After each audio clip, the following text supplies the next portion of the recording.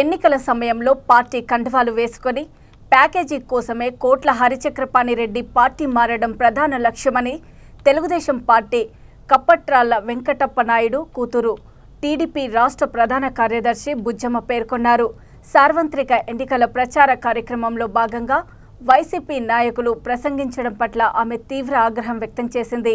ఎన్నికల సమయంలో మాత్రమే ప్రజల మధ్యకు వచ్చి ప్యాకేజీలు తీసుకొని వెళ్లే నీవు మా గురించి మాట్లాడే అర్హత లేదని మండిపడ్డారు.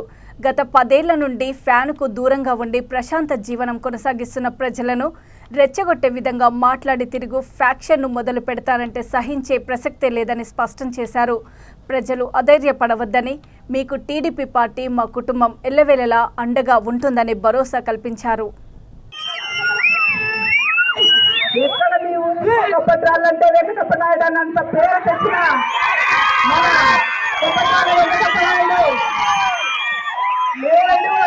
అనుకుని ఏ రోజు అనుకోలేదు.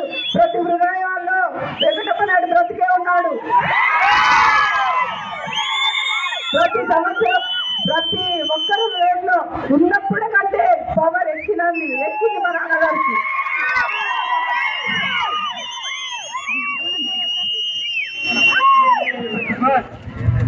ఇక్కడ నిన్న వైసీపీ నాయకులు ఏదేదో మాట్లాడుకోవడం జరిగింది.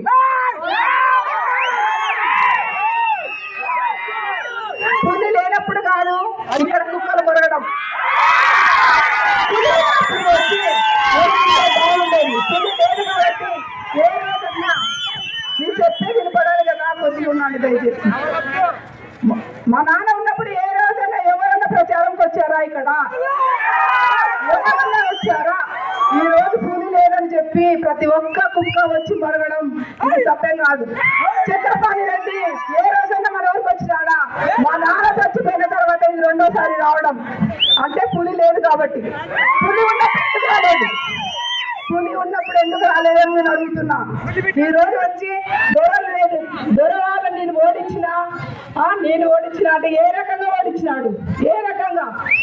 అధికార పార్టీ ముందు పెట్టుకొని, రిగింగ్ చేసుకొని, డిపార్ట్మెంట్ ముందు పెట్టుకొని గెలవడం ఒక మగతరమా? రిగింగ్ చేసుకోవడం పబ్లిక్ గా ప్రజలు ఎన్నుకోబడితేనే మనం గెలిచినట్లు లెక్క. రిగింగ్ చేసుకొని గెలవడం కాదు. పబ్లిక్ జనం వేయాలి ఓటు, అప్పుడే మనం గెలిచినట్లు. ఈరోజు పెద్ద పొడని లాగా వచ్చి మాట్లాడడం ఇది సభం కాదు అసలు. ప్యాకేజ్ కోసం ప్రతి ఎలక్షన్ సీజన్ మాత్రమే వస్తారు. ఇక్కడ ప్రతి ఎలక్షన్ సీజన్ మాత్రమే వస్తారు. ఎందుకు? ఎన్ని పార్టీలు మారుతాడు? ఫస్ట్ ఏమో కాంగ్రెస్, మళ్ళీ వైఎస్ఆర్, మళ్ళీ బీజేపీ, మళ్ళీ టీడీపీ, మళ్ళీ వైఎస్ఆర్. అంటే ప్యాకేజ్కి మాత్రమే